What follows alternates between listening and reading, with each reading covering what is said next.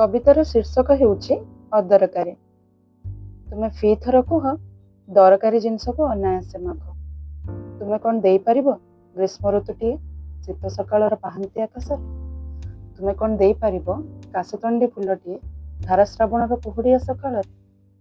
ତୁମେ କ'ଣ ଦେଇପାରିବ ସନ 2010-11 ମସିହାର ପ୍ରୀତିଶ୍ର ପ୍ରୀତିମୟ ପ୍ରେମ ଅପ୍ରୀତିକର ରେଭେନ୍ସା ରାଜନୀତିରେ? ତୁମେ କ'ଣ ଦେଇପାରିବ ବାପାଙ୍କ ଓଠ ଲଗା କପ୍ର ମୁନ୍ଦାଏ ନାଲି ଚା ଯାହା ମାର ସବୁ ଭୋକ ଦୂର କରିବାକୁ ସମର୍ଥ ଠିକ୍ ସକାଳ 10:17 ସମୟରେ? ତୁମେ କ'ଣ ଦେଇପାରିବ କ୍ଷୁଦ୍ର ଚାଷୀକୁ ଖଜଣା ନ ଦେବାର ବରଦାନ, ବଞ୍ଚାଇବ ତାକୁ ଜମିଦାର ଠାରୁ ପ୍ରତି ତାରିଖରେ?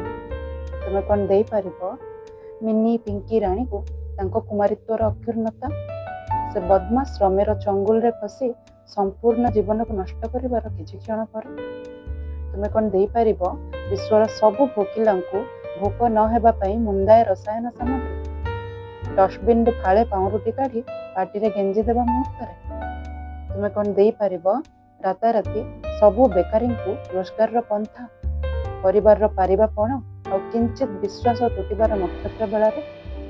ଛାଡ଼, ତୁମେ ଏବେ ପଚାରିବ ଏସବୁ କ'ଣ ମୋର ନିହାତି ଦରକାର? ମୁଁ କ'ଣ ତୁମକୁ ସମ୍ପୂର୍ଣ୍ଣ ନିଜସ୍ୱ କିଛି ବୋଲି କିଛି ମାଗିପାରିବି ନାହିଁ?